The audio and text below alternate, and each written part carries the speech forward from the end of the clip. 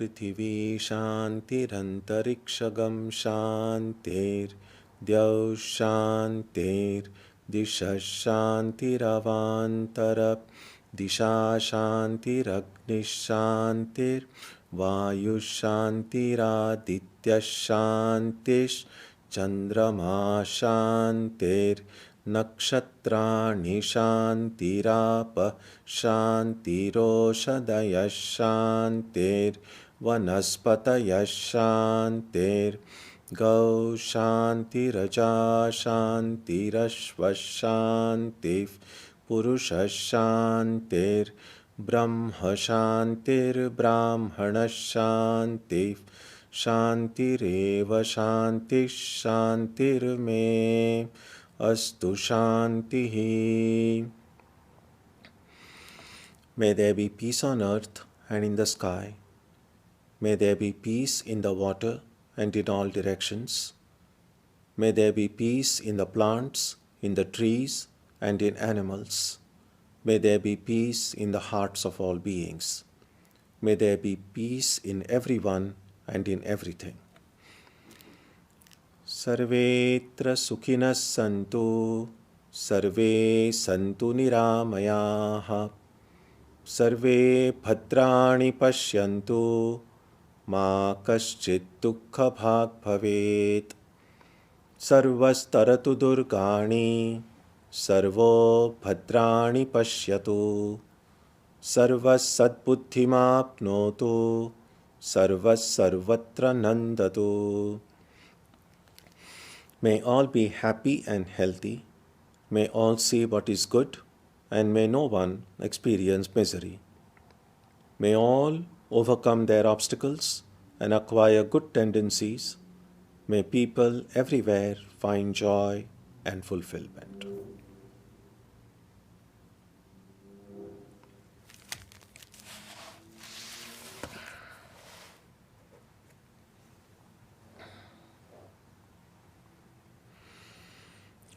Let us now spend some time touching the center of peace and joy in our hearts. A good way to begin the practice is to withdraw the scattered energies of the mind and bring them to rest on one point. That point can be our own breathing. Let us therefore practice breathing with awareness. As we breathe in, let us visualize that our body and mind are being filled with love, strength, and compassion.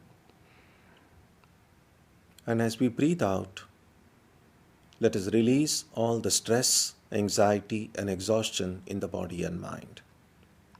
Let us practice this way for a while.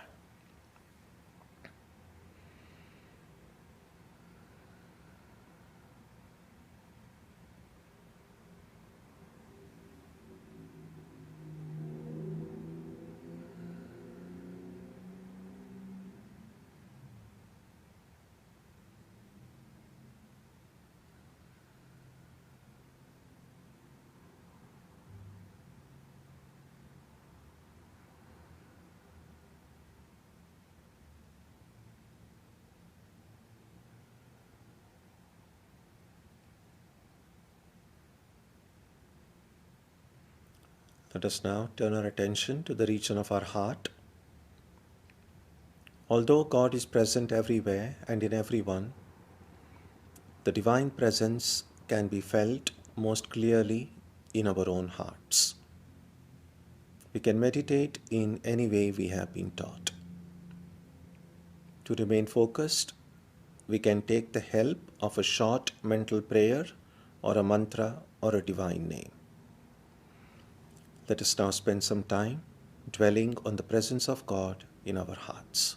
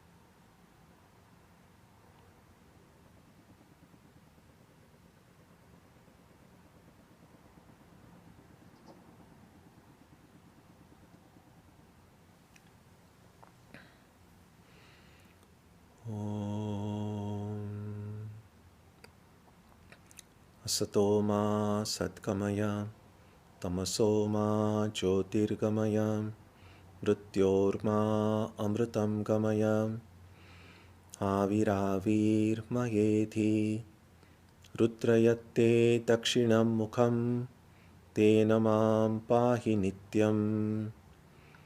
May the Divine lead us from the unreal to the real, from darkness to light, from death to immortality. May the Divine Consciousness fill our hearts and protect us.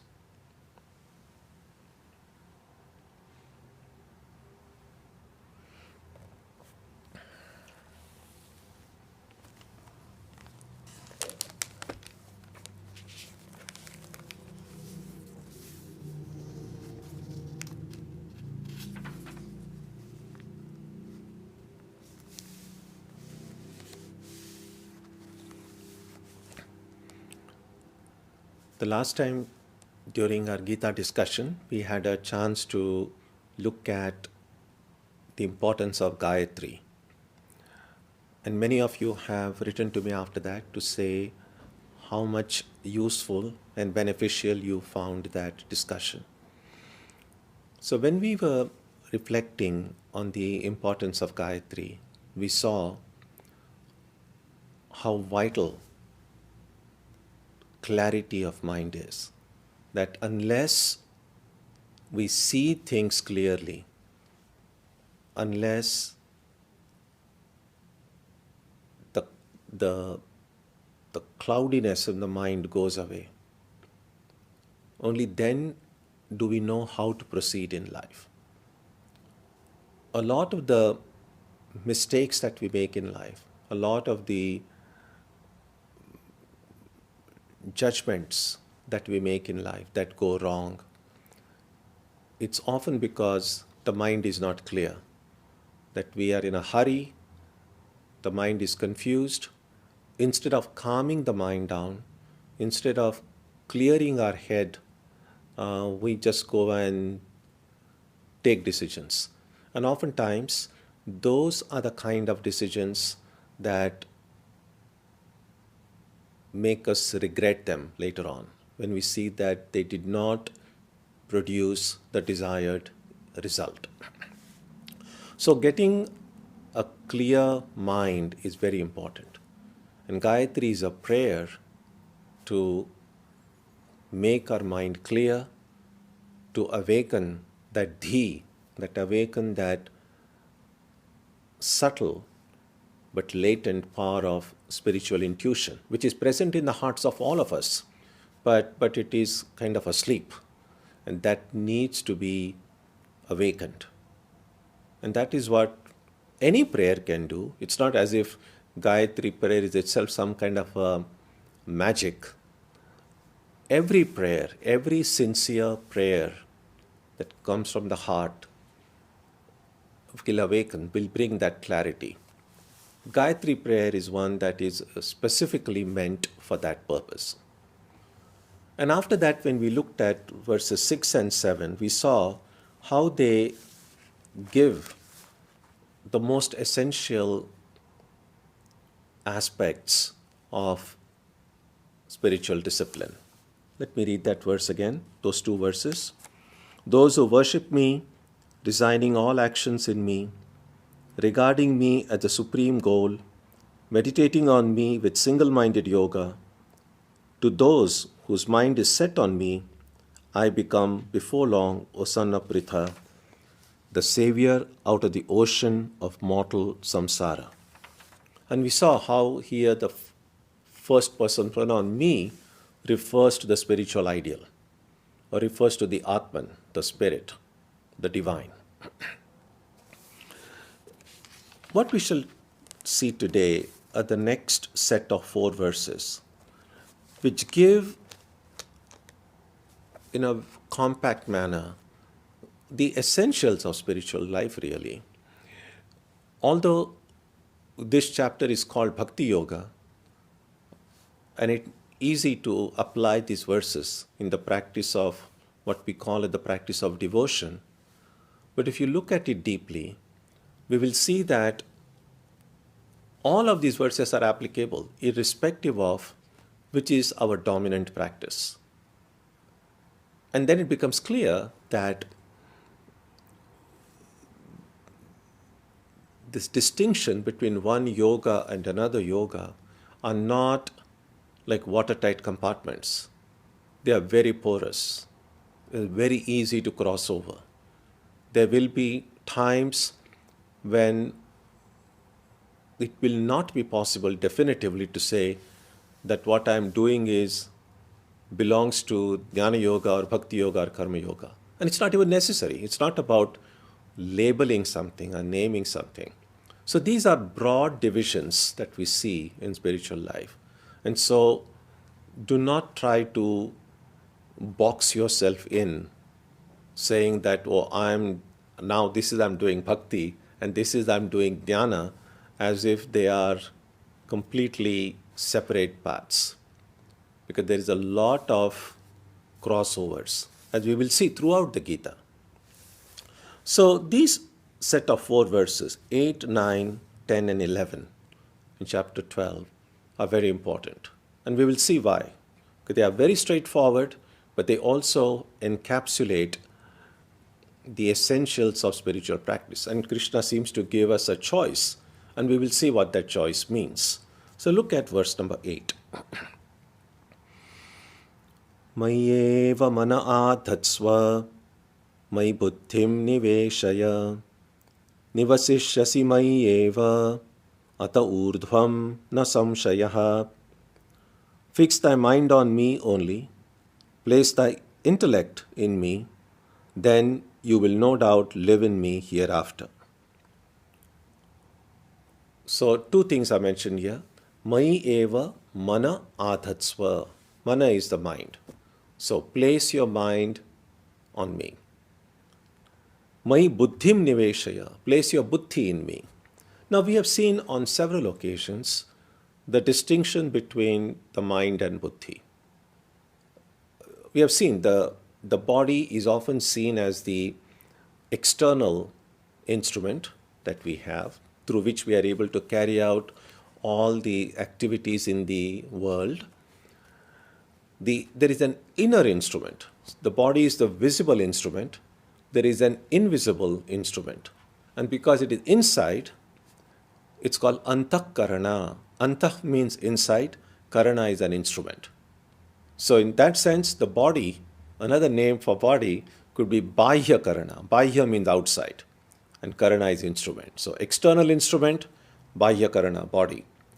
Internal instrument, antah karana, mind.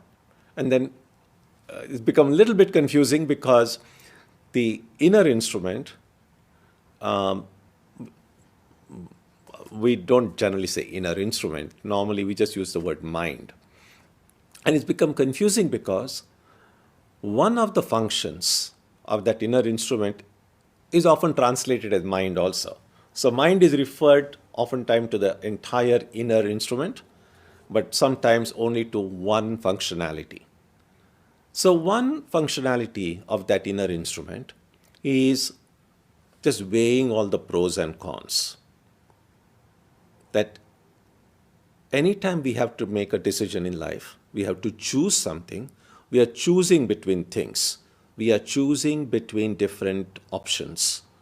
And so that function of the mind, which just weighs, just looks at the different options, that functionality is called man or mind. Now, another functionality of the inner instrument is, after looking at these options, to then choose, to determine which is the best option. So both these are functions. So looking at the options is mind, translated into English as mind in the Vedanta texts. And that functionality which chooses, which weighs the pros and cons and then chooses, this is what I'm going to do, that is often called the buddhi. Now both of these functionalities are what are called as thought waves. Again, there is a word in Sanskrit called vritti. Remember, in the Yoga Sutras, Patanjali says that concentration or yoga is really quieting the mind, stilling all these waves so that water becomes still. So these waves inside the inner instrument, waves inside the mind, are called vritti. So both the function of the mind and the function of the intellect, both are different vrittis, different thought waves. Now, understood in this way, the mind becomes an instrument, and the intellect, because it determines, it chooses, it becomes the agent of action. You see, before making any choice, before taking any decisions, we have to have the sense of I. Without that knowledge of I, we cannot do anything. That is why we can't carry out any activity in sleep. Because in sleep, our I of the waking world, has gone to sleep. Well, there is another I in the dream world, and we do a lot of things in our dreams. But that I of the dream and the I of the waking are not exactly identical, because the I of the waking world is now asleep. The dream me can be doing a lot of things. So it's a little bit like, and as we have said often, if the dream me is thirsty and there is a glass of water by my side, this I of the waking world cannot help the thirsty I of the dream world. So they are not connected in this way. Now, in order for me in the waking, my waking identity to do something, I first need that awareness of I. That is why in sleep we don't carry out any activity. And therefore the word buddhi, knowledge, it includes the ego as the agent. Because any kind of a knowledge begins with the knowledge of I first. You see, it's like this. When we become conscious of any object, so when I say this is a chair in front of me,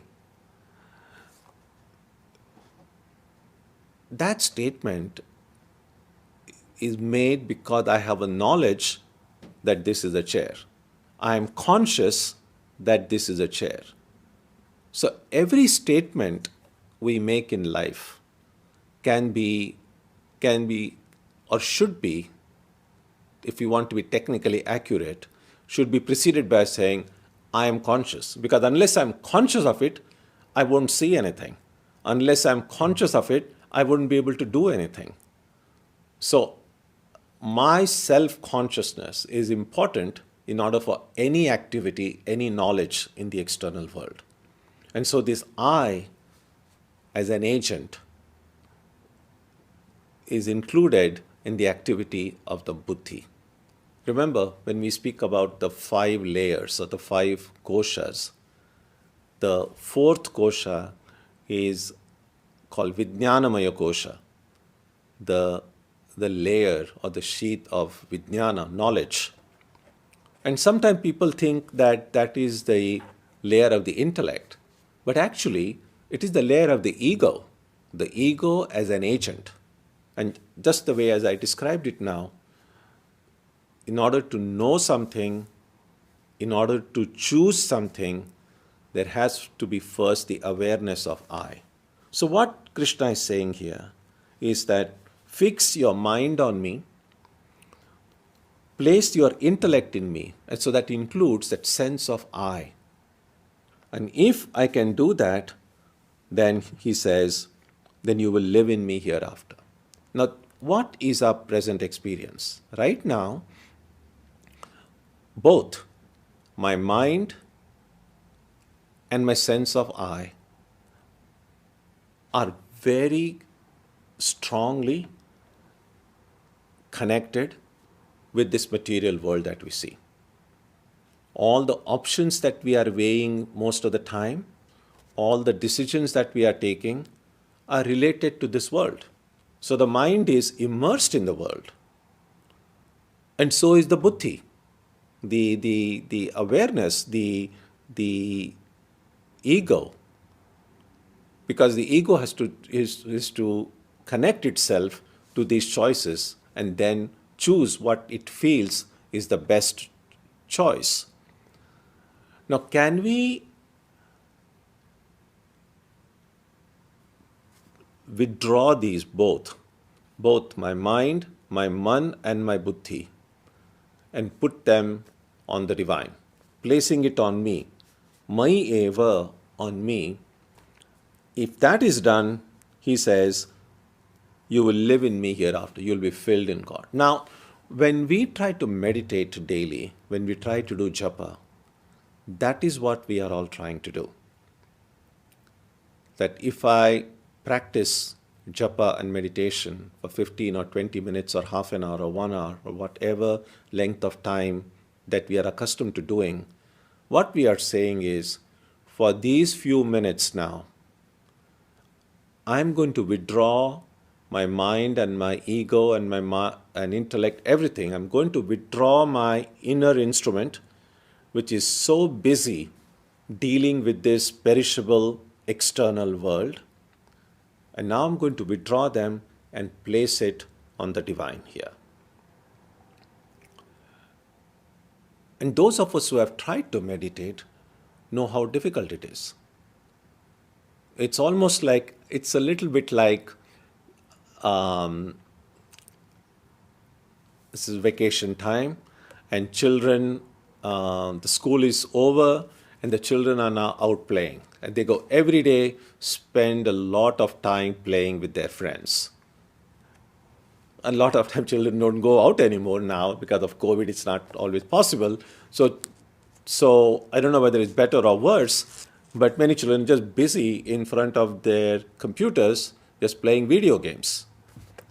So whether they are playing out or playing indoors, but playing, doing things, and now the school reopens.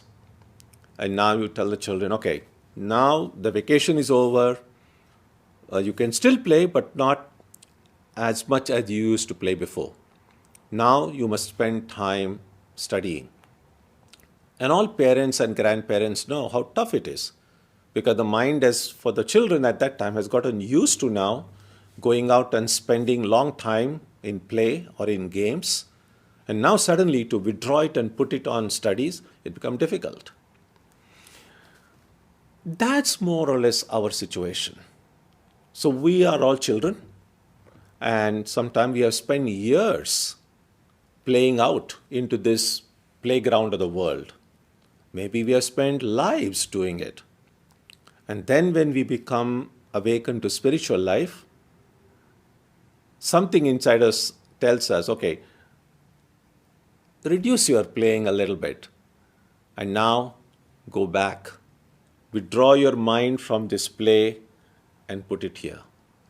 And those of us who have tried to do it know how tough it is, because the mind has gotten used to doing things. We are creatures of habit. And once we form a habit, it's easier to continue doing that. To change a habit is tough. And so now, if we find that we need to now withdraw our mind from the perishable world and bring it to this eternal divine entity here, then we need to change some of our habits. And that's what Krishna is saying. So first thing he says, fix your mind on me, fix your intellect in me, and then you will live in me hereafter. Now, Krishna of course knows that it's not easy. And that's why in the next verse, he says what he calls Abhyasa Yoga, practice. Read the next verse, verse number 9. Ata chittam samadhatum na shaknoshi mai sthiram abhyasa yogena tato mamichhaptum dhananjaya. If thou art unable to fix thy mind steadily on me, then by Abhyasa Yoga do thou seek to reach me. Abhyasa means practice. And so, just as I explained, because we aren't used to doing it, it becomes difficult. And now it can be very discouraging. Said, oh, I just want to withdraw my mind, I'm not able to do it. I tried it for a couple of days. It's not for me. Better that I just continue doing what I was doing before. So there is the temptation to give up if we do not find immediate success. And that is why Abhyasa Yoga means don't give up. Even if you find no success, don't give up. Keep on trying, keep on trying, keep on trying. And that is why sometimes it is helpful to read the lives of people who we see are successful. Even people who are successful in the world, in worldly pursuits, we will see that amazing as their success may be, but if we look at their lives and if there is an opportunity to know how they reached to whatever heights they have reached now, we might see that no one, absolutely no one in the world just goes from success to success. There are a lot of failures to start with. And only those who are not dismayed by failure, those who don't give up, those who keep on trying, they are the ones who ultimately succeed. And so if we do not find immediate success in meditation, if we do not immediately go into samadhi the very next day, there is no reason to be disappointed. I must say, I must keep on trying. And that is what Abhyasa Yoga is. Those of you who saw that the TV version of the Mahabharata, the old one which was first telecast sometime in the mid-80s, now a newer version has come recently, I heard. I haven't seen that. So one of the incidents that always comes to my mind is when these 5 brothers, and really these are the principal characters in the Gita story, the 5 Pandava brothers. So when they are young, they are very young, maybe 7, 8 or 9 years old.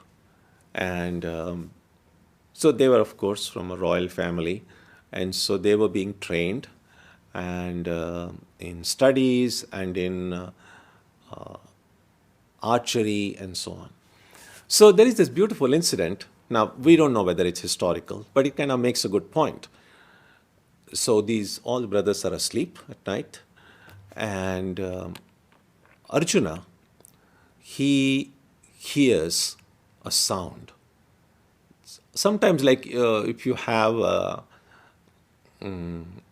rats or mice at home, and they become active at night, and so that kind of a sound, some kind of a sound coming from the kitchen area. And so this young Bhima is missing from his bed. And Arjuna sees, what's happened? Bhima is not in his bed. And they're all very young children. They are all 7, 8, 9. That's their age group. So this Arjuna notices that there is a sound coming from the kitchen and Bhima is missing. So in the dark, he quietly tiptoes into the kitchen to see what's happened. And there in darkness, and Bhima, as in the story, he's a very strong, sturdy young boy, and he loves eating. And so Bhima has gone into the kitchen. I was about to say he's opened his refrigerator, but there are no refrigerators then.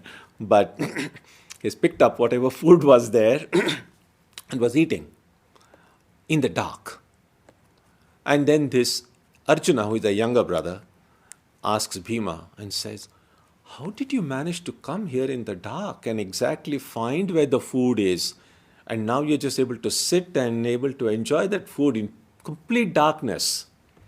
And then this young Bhima tells Arjuna, "Oh dear brother, it's practice, it's practice." And it's kind of a funny little episode. But Arjuna, who has developed a great interest in archery, that word practice, practice goes inside his head. And then we see in the very next scene, Arjuna goes out into the dark with his bow and arrow and starts practicing in the middle of the night. Even when he's not able to see the target, but just by the sound, just by his intuition. And we know, of course, when they grew up, Arjuna became the topmost archer in the world. And that happened because of practice. Again, this is not something, a terribly new idea. All of us have seen in our own lives that every one of us has some skill. There are some things that every one of us can do very well. And we will see that we are able to do certain things well because we have never given up. We kept on doing those things. And then over time, through constant practice, we have gotten better and better and better at doing those things. Exactly the same thing will be true with our meditation practice as well. When we begin, through God's grace, you might enter into samadhi the very next day. That's great. But even if we don't, we just have to keep at it. Keep on practicing. So that is what Krishna says. Put your mind on me, put your entire self in me. But if you're not able to do it, then keep on practicing. Because if you practice, one day you will become successful. Success sometimes can come overnight, or sometimes it can come very gradually. There is no fixed blueprint to this. There is no fixed blueprint really to anything in life, really. So there are cases of sudden conversions, as they are called. People who probably had no interest in spiritual life, their entire life changes, and the very next day, everything has changed for them. So there are these sudden changes. But historically, we have seen that these sudden changes are relatively few. The majority of the changes that occur in life, they are very gradual. So while keeping our hearts open to this sudden change, or sudden change for the better through God's grace occurring in our lives, everything is possible. But be also prepared that every day there could be a tiny incremental change in us, which may not be visible, may not be noticeable, even by us, by a day-to-day basis. And that's why I often say that it is somewhat easier if we look at how we were a year ago or 5 years ago. It may be possible to know how much we have changed. Now, if many of us really are not so used to remembering what has gone by. Well, we do remember a few things which we have not been able to digest or process. But otherwise, the past kind of just disappears. And so some people have found it helpful to maintain a diary or maintain a journal. Because then it may be possible, just kind of open your journal at random, say 2 years ago or 5 years ago. And then you kind of just have an idea about what was going on in your head at that time. So it's not a journal simply about what you ate that day or where you went. And that's helpful, that's useful. But also, it's helpful in your journal to kind of put like what your mind is thinking, how your mind is reacting. So then later on, when you are able to go back and say how your mind was thinking about a certain subject 6 months ago or a year ago, and how your mind is thinking about it now, you are able to see what kind of change has occurred. So people who are used to writing a journal or even writing essays, uh, can can uh, can find it easily. As some of you know, I was editing a journal in India in the 80s and early 90s. And as a part of my responsibility, I had to write an editorial every month on a Vedanta related subject. And so it was not exactly a journal, but in a way it was. Because sometimes when I go back and read some of the essays and articles I wrote, it gives me an idea about how my mind was thinking 30 years ago, 25 years ago. And then those topics, those subjects are still relevant today. And then I see, well, if I were to write on that subject today, would it be exactly the way I wrote it then? Or would it be a little bit different? Or what would change? And that gives me an idea about what kind of changes are occurred. And that's possible for every one of us to do in one form or another. So that is what abhyasa is.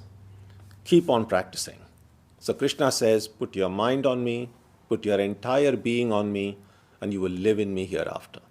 And that's the thing. If Swami Brahmanandaji, a great disciple of Ramakrishna, he says, give your mind to the world and it will destroy it. And give your mind to God and you will be just filled with bliss ever after. So it would seem a no-brainer where our mind should be put.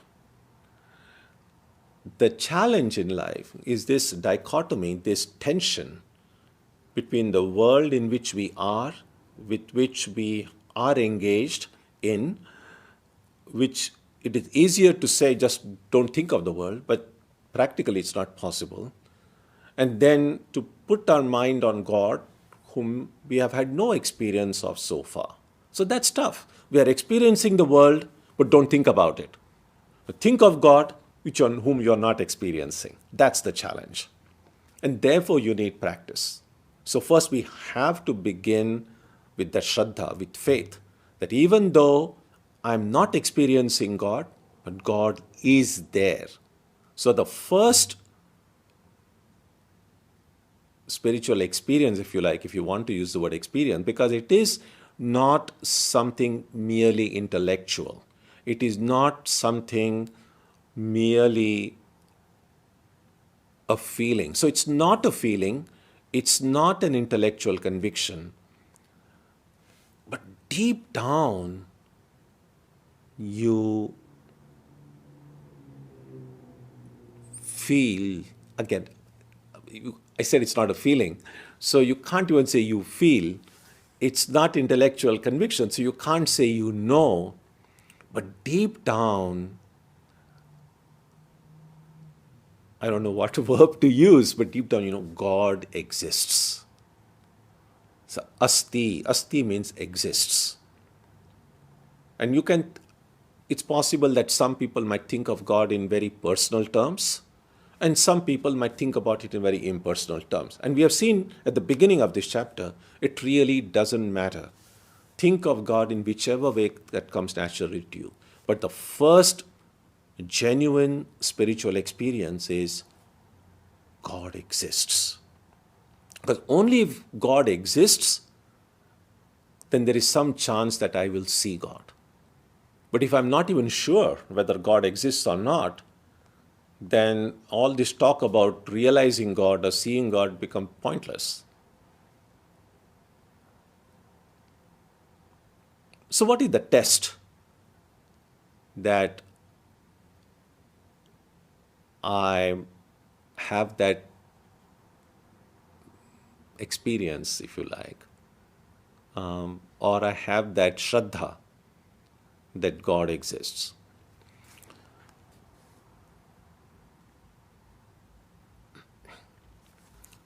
One of the tests is that no matter what activity I'm engaged in, no matter what my mind is thinking, no matter what work I'm doing, no matter how I'm relating to everyone and everything, God, or the presence of the transcendent spiritual ideal, will have some role to play in everything that I do or think or say. It may not always be like in your face right there. We don't have to be saying God, God, God all the time. But somewhere in the corner of my heart, the presence of that spiritual reality will always be there. Now, in our life, we know that for many of us, it is there, but it's not there always. Oftentimes, when we go to a place of worship, or when we are meditating, when we are praying, or maybe when we go on a pilgrimage, that feeling is a little bit stronger. But then when we are engaged in other activities in life, then it just disappears. So right now, we are going back and forth.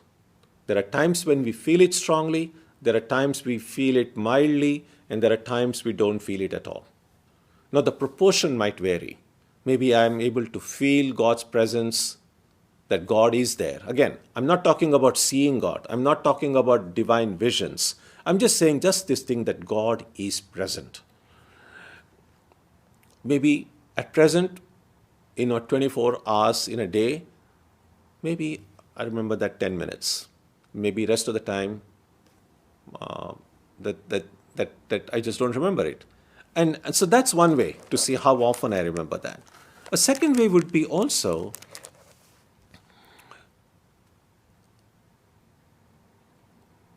how often do I feel that I am just by myself?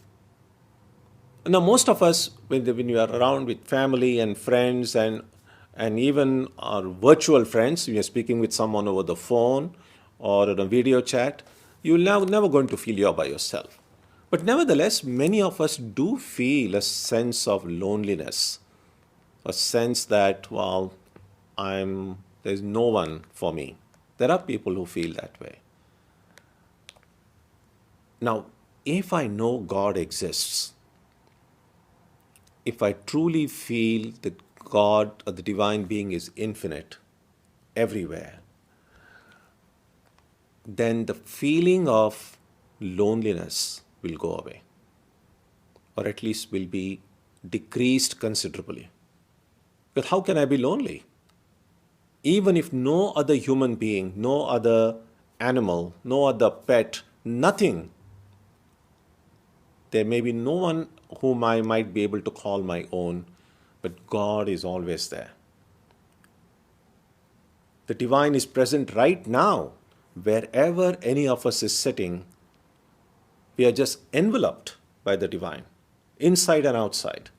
That is the kind of awareness, if we have all the time, everywhere, that is what is meant by saying, you shall live in me hereafter. And just think about that wonderful state. There would be no stress, no anxiety, no worry, no fear.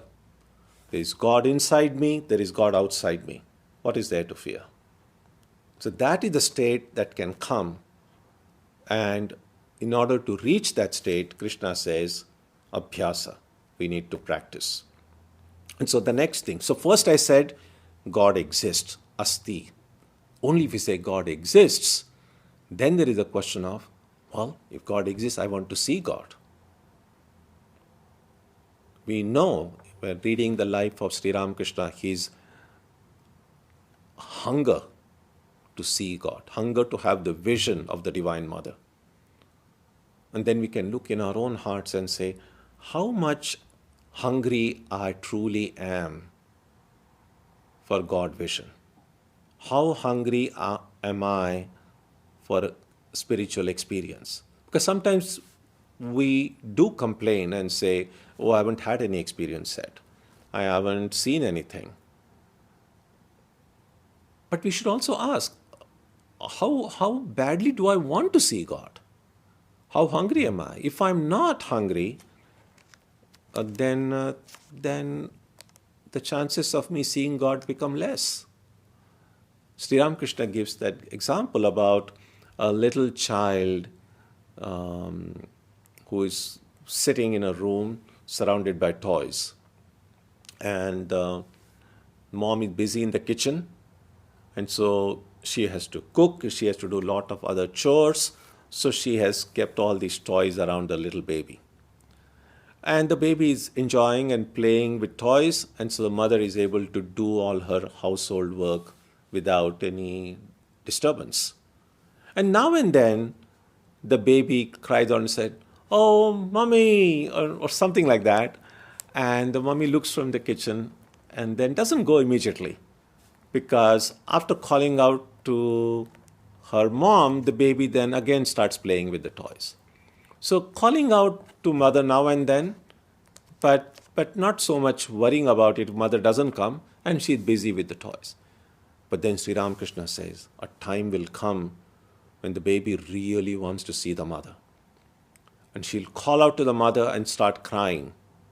And the mother will say, "Well, play with the toys." And she doesn't want the toys. She throws all the toys away and starts crying. And then the mother realizes, no, now I have to go. I have to go and take the baby in my arms, because she's not going to remain quiet again. It's a beautiful, beautiful imagery. So everything that is keeping us busy in this world, with all these different toys, some of them are living, some of them are non-living, but all are toys in that sense. And we think of God once or twice a day, and that time and when we call out to God, we are very sincere. It's not as if we are not. But we also have a lot of things to do. So we plan, I'm going to now meditate for 15 minutes, because after that I have got to do 1, 2, 3, 4 things. And so, now, again, I'm just speculating. I don't know what God says or thinks when we do, but using that example of Ramakrishna, it's possible that God might say, "Oh yeah, this good child of mine is now doing japa and meditation. But after 10 minutes or 15 minutes or half an hour, the child is now again going to get busy with other toys. So I don't have to go right now. I can wait." But when, through constant practice, we will begin to not remain satisfied with this playing with the toys, that's when the heart will start crying. That kind of intensity we saw in the life of Ramakrishna and all the disciples and all the great saints, when that intensity comes, it is then that awareness that God exists, the next experience comes. You begin to experience God directly. But in order to experience God, we must first have that initial Shraddha that God does exist. So abhyasa. So these two verses give us that very important insight. And then Krishna says, Abhyasepi, look at verse number 10. Abhyasepya samarthosi matkarma paramo bhava madarthamapi karmani kurvan siddhim avapsyasi. If also thou art unable to practice abhyasa, be thou intent on doing actions for my sake. Even by doing actions for my sake, thou shalt attain perfection. So if I'm not able to keep my mind and buddhi on God, because my mind is getting distracted by my other concerns, my other activities in the world, so I'm not even able to practice putting my mind on God, then Krishna says, okay, then wherever it is that your mind is dragging you, to whatever activities it is dragging you to, look upon those activities as an offering to me. That you are doing those activities for my sake. And as I have said earlier, this is completely inside. If you are working at a workplace, let your boss think that you are working for them. But in your mind, you know that I am doing it out of love for God. So in this way, if I can spiritualize every action of mine, doing it as an offering to God, which is really basically what Karma Yoga means, even through that, Krishna says, you will attain to perfection. So first, he gives us an option. Give your entire being to me. If you're not able to do it, practice. If you're not able to even do that practice because the mind is constantly dragging you out, then wherever it is dragging you, whatever it is impelling you to do that activity as an offering to me. The one thing is not said here, but it's obvious that those activities which can be offered to God, can be offered to the divine, have to be ethical and moral activities. So I can't say, oh, my mind is dragging me now, I want to go and cheat and do some criminal activity. And then I can come and continue my meditation. And I'm doing that criminal activity as an offering to God. Chances are it won't work. Well, almost. Not almost. I am certain it won't work. So, offering everything to God implies that that activity is good. What we understand by a good activity according to dharma, which is truthful, which is honest, and so on. That's kind of understood. And then finally, he says, if you are not able to do even that, look at verse 11. Ataidapya shaktosi kartum madyogamashritah sarvakarma phalatyagam tataf guru yatatmavan. If thou art unable to do even that, then take refuge in me, abandon the fruit of all actions, being self-controlled. So he says, even if you're not able to do even that, then you just completely surrender to the divine. Abandon the fruits of all actions, and then that way control yourself. You need a self-control because the mind would want to have these fruits of actions. And therefore, without that control, I wouldn't be able to abandon everything at the feet of God. I wouldn't be able to surrender myself.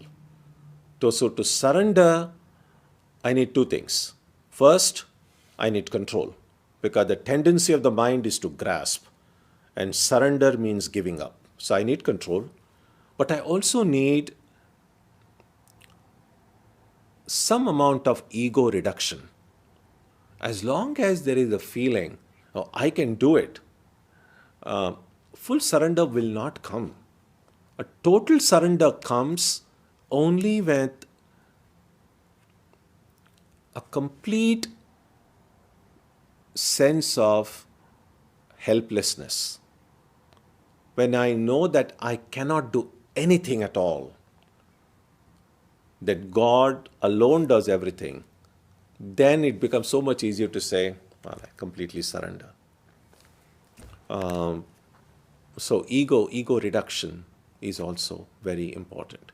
Now, it might seem as if all these options that Krishna gives, because the way it is worded, well, if you cannot do this, you do that. If you cannot do this, you do that. If you cannot do this, you do this. It would seem the last one should be the easiest. But if you look at them carefully, none of them are easy really. They are just different ways of doing it. So for some people, one thing might be easier, for some something else, for some something else. So do not think that these are like progressively more difficult or less difficult. It's more helpful to see that these are just different ways of connecting with the divine. And whichever way works best for us, anyway, we'll still need practice. So whichever of these things we tend to do in our lives, we will need practice, because only practice will lead to perfection. So in these 4 verses, 8, 9, 10, and 11, Krishna gives a set of practices which are not limited to simply bhakti yoga, not simply limited to devotional thing. As you can see, you can apply them, and these might work in whatever ideas we might have in our heads about jnana yoga, bhakti yoga, karma yoga. So don't limit yourself to any kind of a box. But whichever spiritual practice we have, you'll find an echo of it described in this set of 4 verses. The rest of the chapter after this, Krishna will describe what the qualities are, necessary qualities for an ideal bhakta. But really, again, just as I mentioned before, although these are said to be qualities for an ideal bhakta, they are really qualities for an ideal spiritual seeker, irrespective of which spiritual discipline is their dominant way of connecting with the divine. Irrespective of whichever yoga may be their dominant yoga in their life, all of the qualities described in the rest of the chapter, which we will see next week, they will be applicable. So these set of verses which are going to come afterwards are similar in some way to the set of verses that came before in chapter 2, when Krishna spoke about the characteristics of the sthita prajna, one with a steady wisdom. So there are 2 or 3 places in the Gita where Krishna gives this list, almost like a checklist, of the kind of qualities we need to develop in our own lives in order to reach our spiritual goal. So we will stop here today, and if you have any thoughts, ideas, comments and questions, feel free to share, and after a 5-minute break, we will resume again. Om Jananim Saradam Devim Ramakrishnam Jagadgurum Padapadme Tayo Shritva Pranamami Muhurmuhu.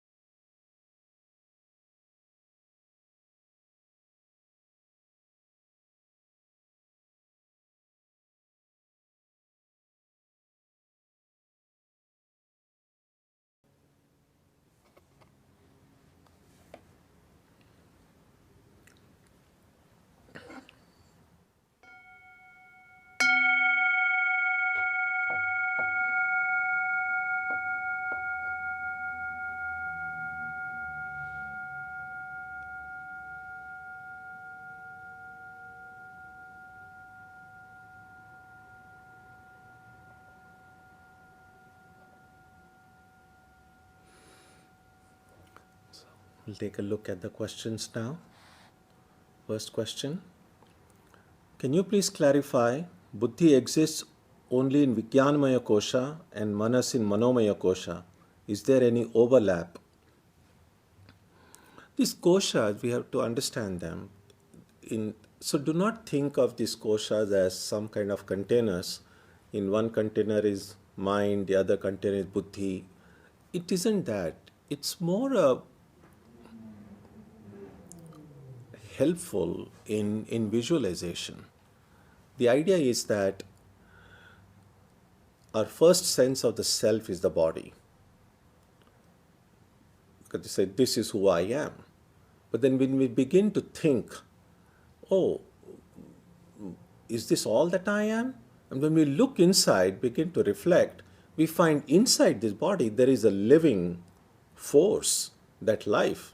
Because when the body is dead, nobody thinks of it as a person, because the person is gone, the person is left. So there is someone else inside who is the real person, not just the external body. And so that living principle called prana, that seems to be the real me. But then if you start looking further, then you find, oh, within this prana, there is such a thing as the mind, that repository of feelings and emotions and all of that. That is the real me, the more lasting me. And then you begin to reflect further that beyond that is the sense of I, the ego as the agent. So the buddhi, as I said, in this Vijnanamaya Kosha, although the word Vijnana means knowledge. And as I said, knowledge is primarily, the first basic knowledge is the knowledge of I, the I sense. And buddhi is the determinative faculty, so I as the agent. So that seems to be my core being. And even beyond that, then is this what is called the Anandamaya Kosha. Translated literally would mean the blissful sheath. But the bliss again there is really the sense of I as an experiencer.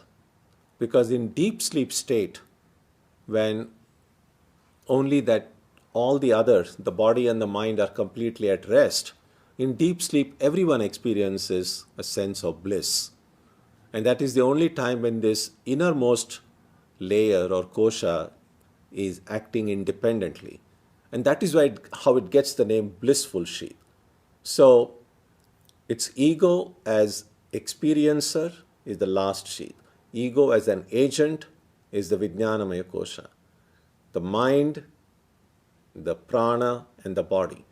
Now, it is not as if these things are like in these layers. So there isn't anything like that. It's just that if you look deeper inside the body, the prana is revealed. If you look deeper inside the mind, if you look deeper inside the two ways the ego manifests. So in that sense, that is how the word kosha is used. So you cannot say that buddhi exists in this and the mind exists in that. That language doesn't work here.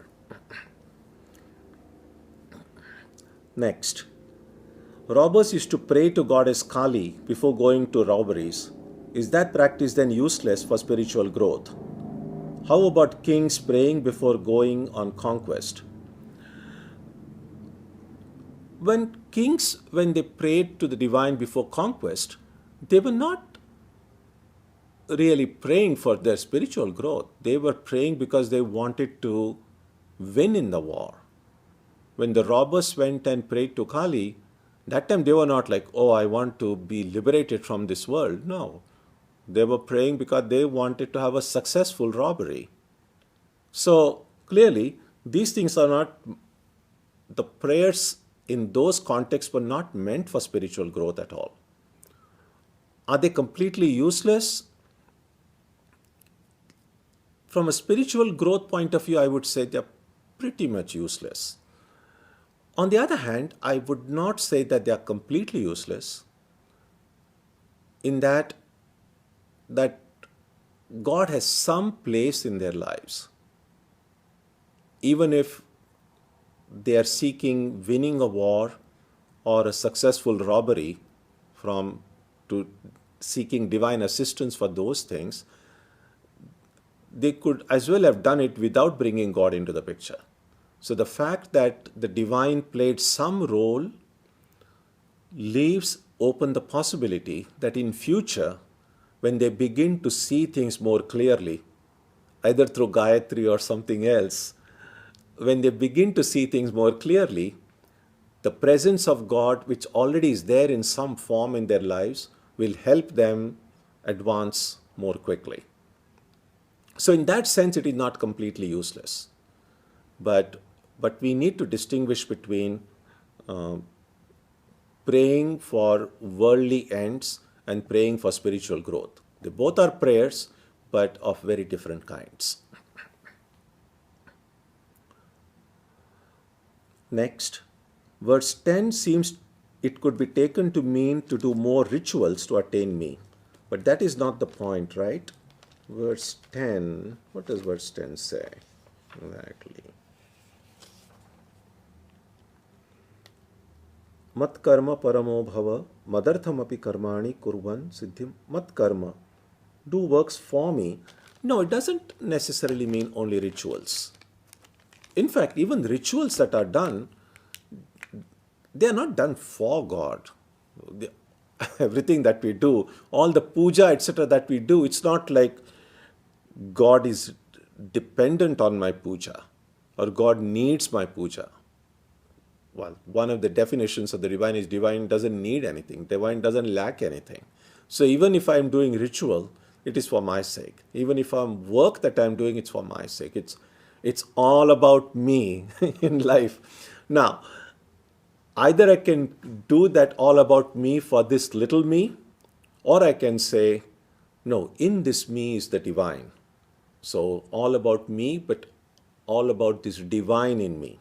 So can I change my attitude to life rather than saying it's all about me, but all about the divine in me? And then it doesn't take too much brains to recognize that the divine in me is not different from the divine in you. So then if I say everything is for the divine in me, it really means it's for the benefit of all.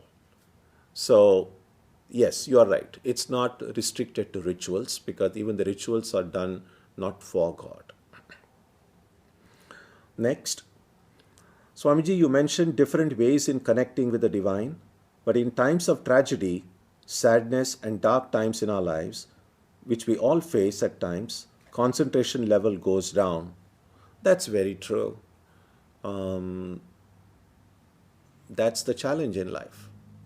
When things are well, when everything is just dandy, most people don't even think of God at that time. But if people do, then it might be easier to meditate when the mind is calm and there are no worries. But when we are anxious, when we are stressed out, when we are worried, then it does become difficult. And that's the challenge, that even in such times, can I pray to God? Can I concentrate my mind? And that will occur, as I said before, if I have that Shraddha that God exists. And not only that God exists, but God can solve my problem. God is all powerful. So if I know God exists, if I know that God can solve all problems, then in fact, in times of tragedy, my concentration level should increase, should become even more intense. But for many of us, it actually goes down, which shows that my Shraddha needs to be deepened. My Shraddha needs to be strengthened. That I do believe that God exists, but that thing, that faith hasn't become strong yet. Next, is verse 11 referring to Karma Yoga? Yes, indeed. Sarva Karma Phala Tyagam. So, Karma Yoga, this is definitely Karma Yoga, there's no doubt about it. So, there are at least three ways They are not mutually exclusive, that are included in Karma Yoga. So here this verse mentions about Karma Phala Tyagaha, surrendering the fruits of activities to God. And that's definitely a part of Karma Yoga. But also, another aspect of Karma Yoga is surrendering the work itself to God. So you are offering not just the Karma Phala, but you are also doing the work as an offering to God. And then the third aspect is surrendering the karta, surrendering the person who is doing the work. So, a Karma Yoga would mean I'm offering not only the fruits of my actions, but even the action I'm doing out of love for God. And me, the agent of action, the one who is doing activities, I'm saying, even this being who is doing the work, I'm surrendering. So the doer, that which is done, and the effects of that which is done, all the three are offered to God, and all the three are included in Karma Yoga.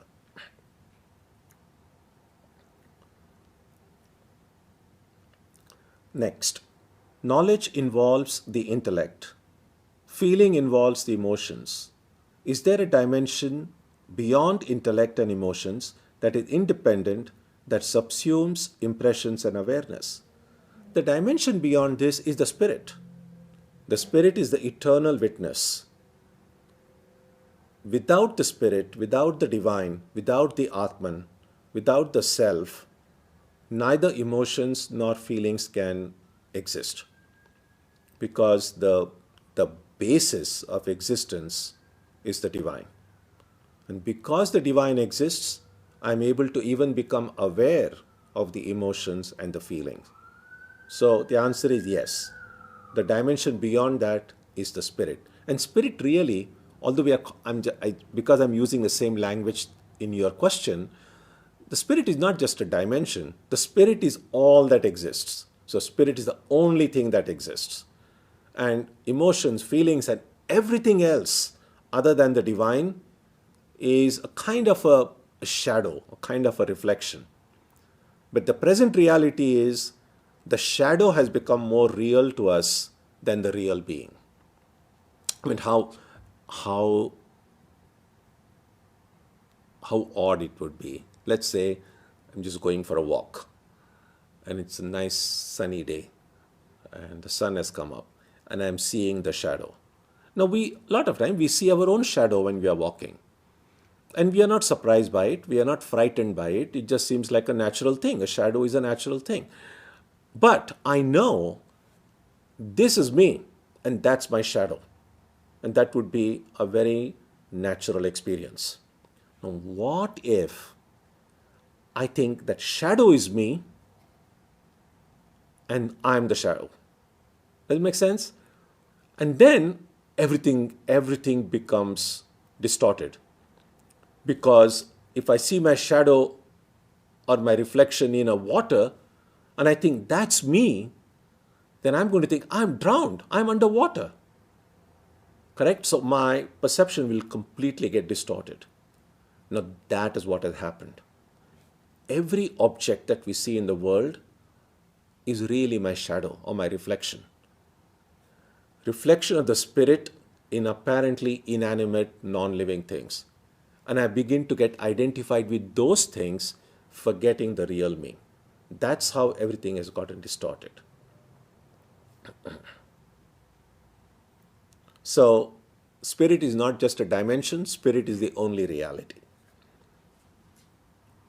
Next, with the crisis going on in India and other places, our close people are getting impacted. What should be our attitude, or how should we look at it from a spiritual lens? Well, the first thing is, whichever way it is possible for us to help, we should do so.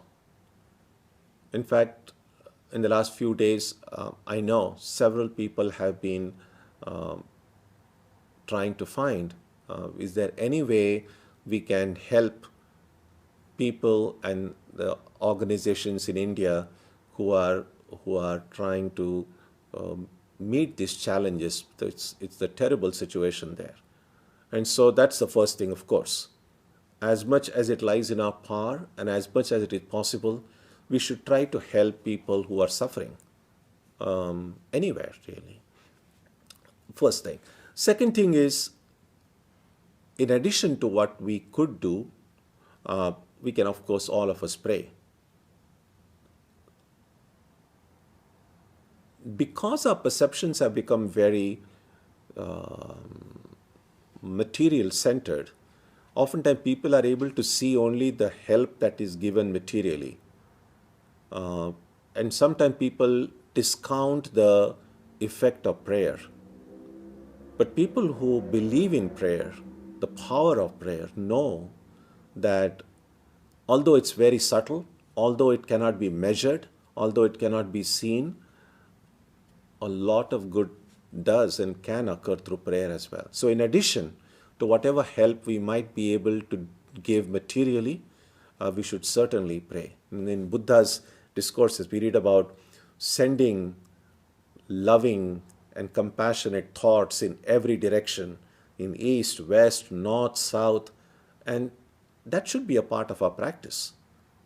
Every time before you do your daily meditation and japa, you begin with prayer. And prayer, do not think that it's simply just kind of a practice which will just create some good feeling inside. No, it does help. So when you pray for others, know that even through prayer, if it is sincere, if it comes from the heart, you can help even in that way. So that is what we can and we should do.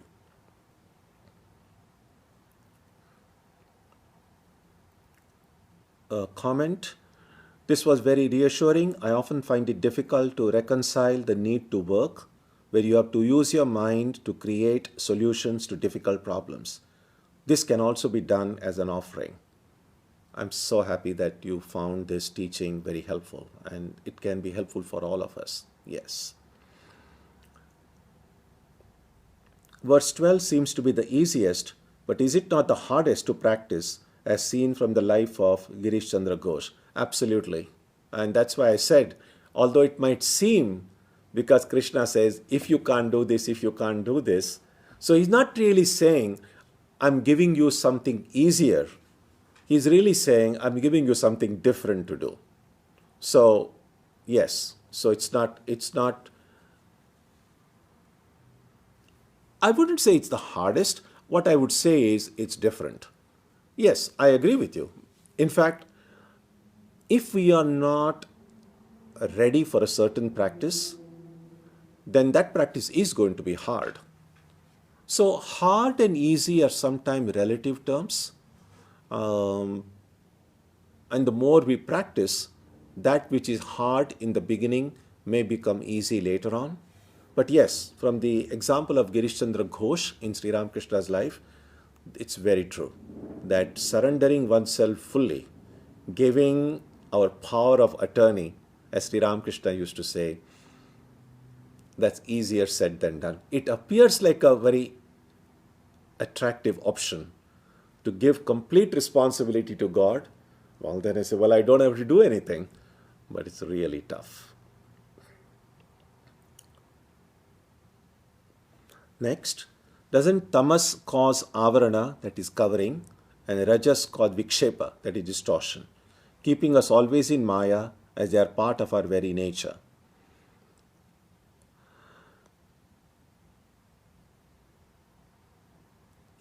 Well, tamas and rajas are not really part of our very nature.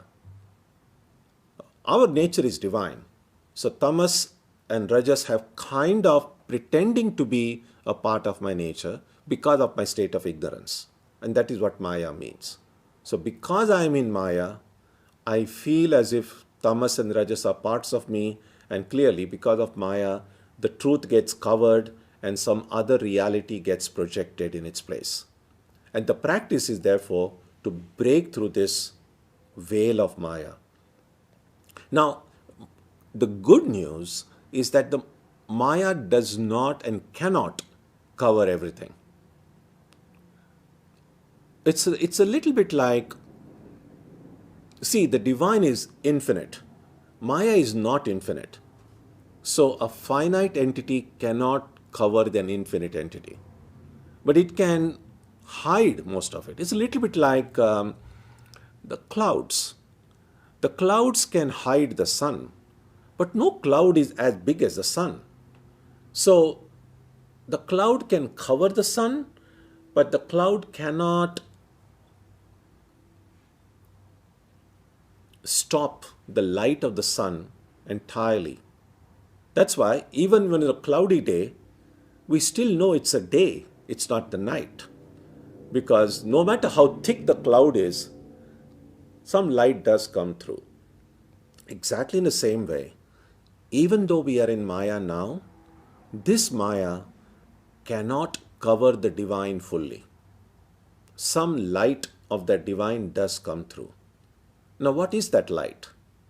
That light is what makes me aware that I exist. Because if the light of the divine were completely covered by Maya, I wouldn't even know that I exist. And so, I know I exist. Now, I don't know exactly that I am divine.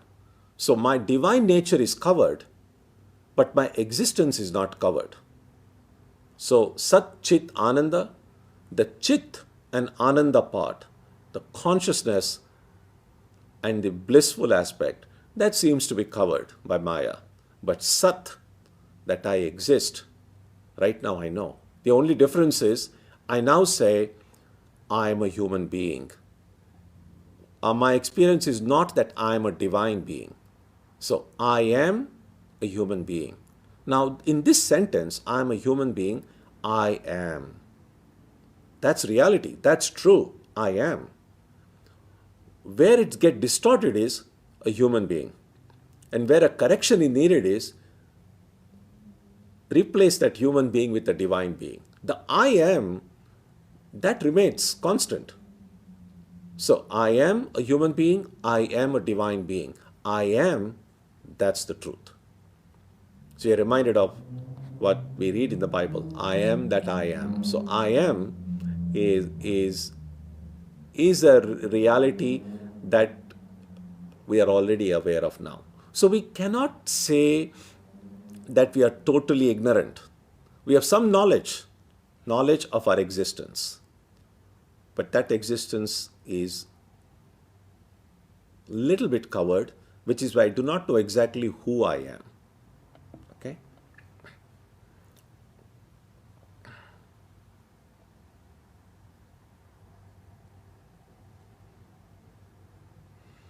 When Krishna says, put your mind onto me, is that saying God's name or asking to see Him or just sitting trying not to follow all the worldly thoughts? What does praying mean? Well, it can mean any of these things or all of these things. There isn't just one definitive answer to it.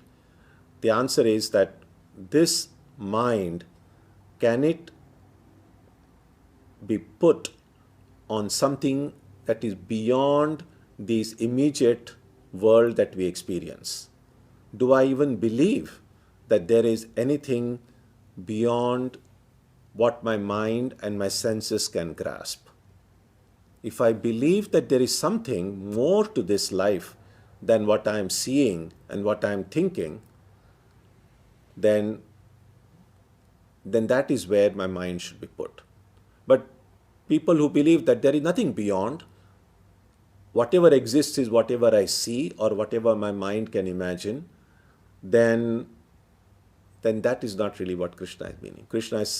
What Krishna means is really I said before about having the conviction in the existence of the divine.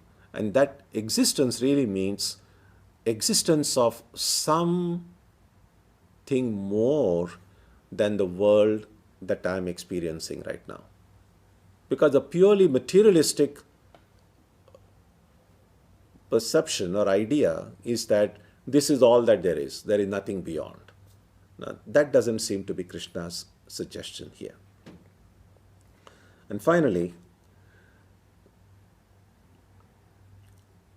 Can the COVID crisis be understood as Mother Nature's reaction against problems humans have caused? Example, overpopulation, cruelty against animals, the environment, etc. Well, some people might interpret it that way.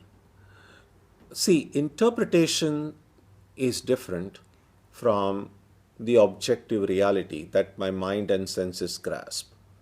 So what we do see objectively is that here is this virus which is causing havoc, which is causing death, destruction, all kinds of problems at various levels. And we can ask the question, why is there the virus?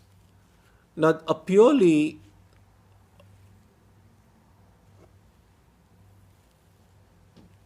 objective way of answering that question would be, well, why do viruses occur? How do viruses occur? I don't have answers to all of them, but I'm sure there are experts who might be able to say, how come these some radical protein molecules go about and how are they created, and we know what they do. So there is an objective answer to why these viruses occur. But some people might want to find a more what sometimes gets called as the Adi Daivika. So Adi Bhautika, there's a word in Sanskrit, Adi Bhautika means from the things and the materials and objects and people and beings in this world to find a cause from among these. Adi Daivika means to find a cause from some supernatural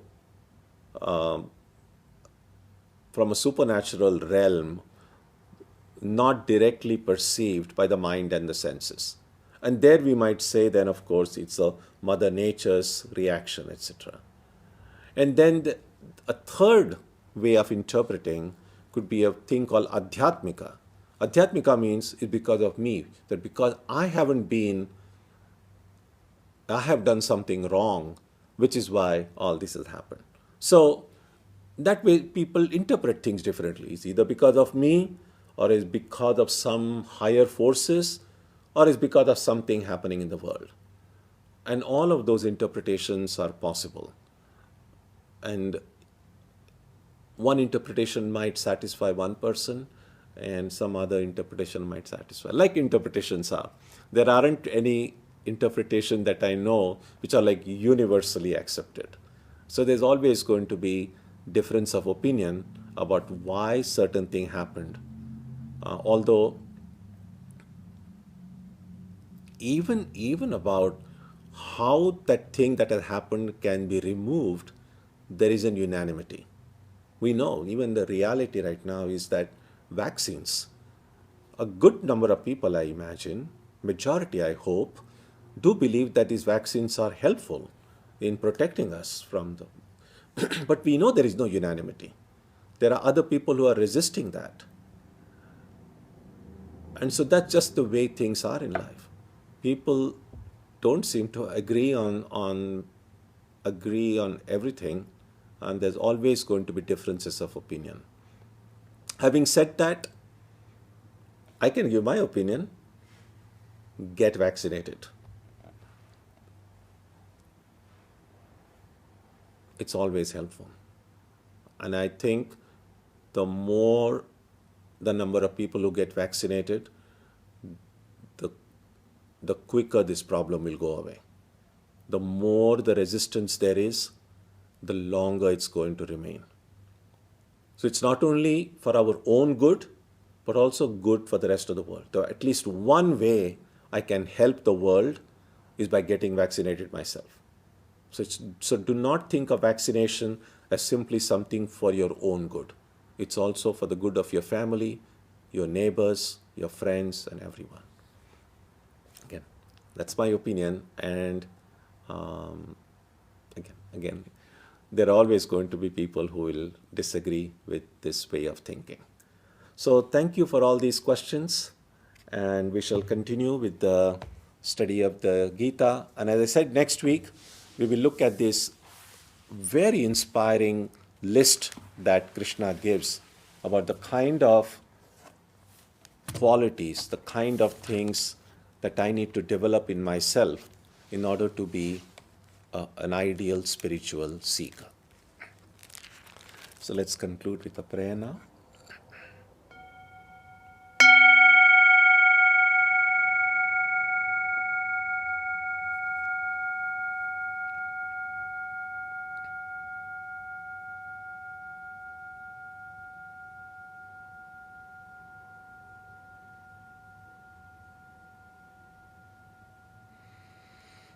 May the Divine Being, who is the Father in heaven of the Christians, Holy One of the Jewish faith, Allah of the Muslims, Buddha of the Buddhists, Tao of the Taoists, Ahura Mazda of the Zoroastrians, the Great Spirit of the Native Americans, and Brahman of the Hindus, lead us from the unreal to the real, from darkness to light, from death to immortality.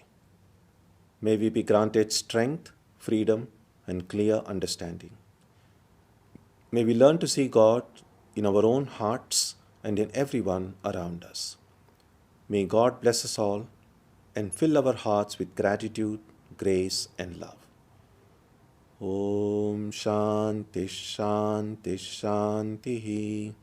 Peace, peace, peace be unto us.